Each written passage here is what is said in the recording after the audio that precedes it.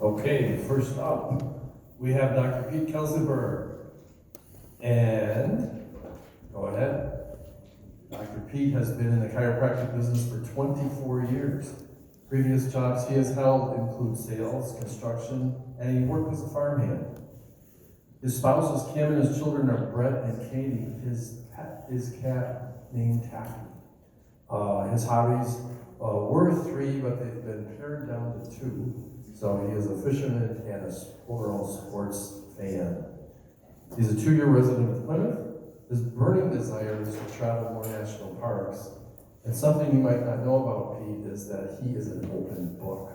His key to success is hard work and honest answers. Pete.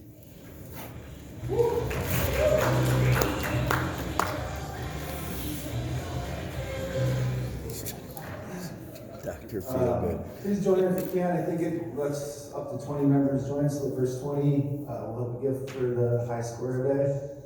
Basically, today, as part of the quiz, what I did was pull up a couple different x-rays of different conditions we call congenital anomalies. And congenital is just a fancy word for saying something you're born with. So, unfortunately, the spine will do different things sometimes that is not ideal from a functional standpoint, and also not out. It's pretty much out of your control. It's something that when your body's differentiating into bone, it can form different types of defects that can really cause a lot of disability. So this is going to be something that hopefully will help explain that. Everybody joined in? I think we can start. We can't wait.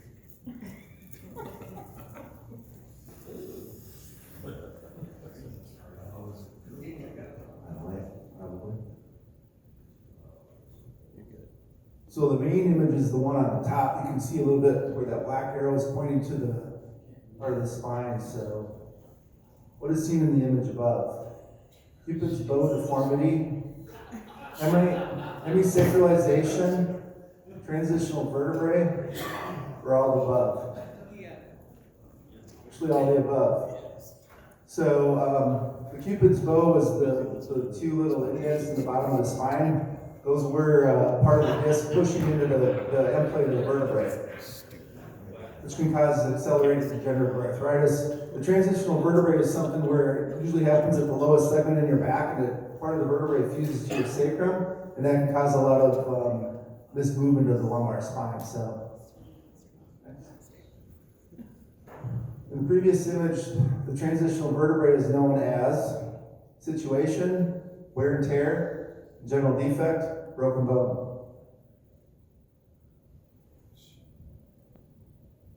I guess I gave that one away, but we still have a lot of wrong answers. So.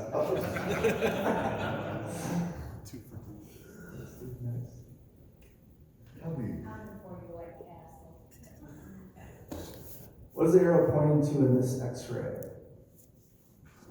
Stress fracture, spondylolysis, L5 vertebrae, or all the above?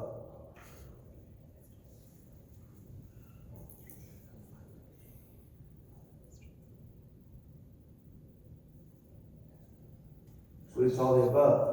So the spondylolysis is actually a break in the L5 vertebrae. It usually happens at L5. It can happen at L4 also. Sometimes usually caused by a hard fall. See a lot of gymnastic athletes that maybe over-rotate and land right on their tailbone. Sometimes hockey players that get checked onto the ice. And it usually happens in young adulthood. It causes a lot of instability in the lower back. What is the diagnosis? Where the arrow's pointing at.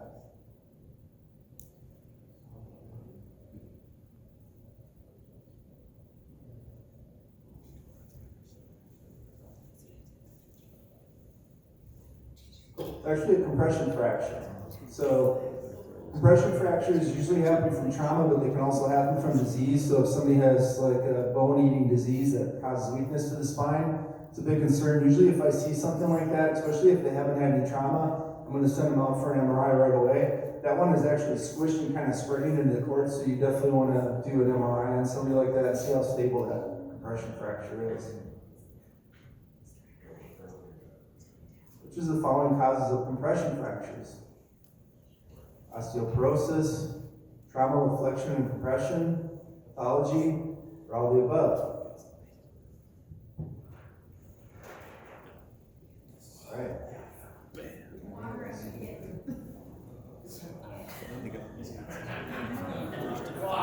Water, what are you doing? What is the black arrowhead pointing to in this x-ray? There's two arrowheads, there's white and black. What's the black arrowhead? Compression fracture, normal growth plate, the radius, or all the above? Actually, just a normal growth plate. A lot of times when you're looking at x-rays, you gotta differentiate if it's a growth plate or if it's a fracture. You should know where your growth plates are. It helps diagnose things. Sometimes hard to know with young adults because their growth plates are all over the place and they look like fractures. What is present in this knee x-ray? Same thing with Knee. Patella, congenital abnormalities, tripartite patella, or all the above?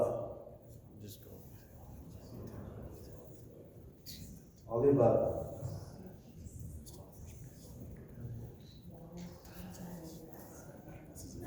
What diagnosis applies to the x-ray? Spinal degeneration, arthritis, wasp waist deformity, or all the above? Actually, all the above. For the wasp waist, when you see those two vertebrae, when they're conjoined like that, it's not degenerative arthritis. It's usually a congenital anomaly where you actually have the thinning of the connection there. It looks like a wasp waist, that's why they call it that. And these are things that we see every day in our office. There's probably hundreds of abnormalities of the spine that can happen with congenital births. We try to identify those and it helps people understand why they hurt and why they have issues sometimes. It's like,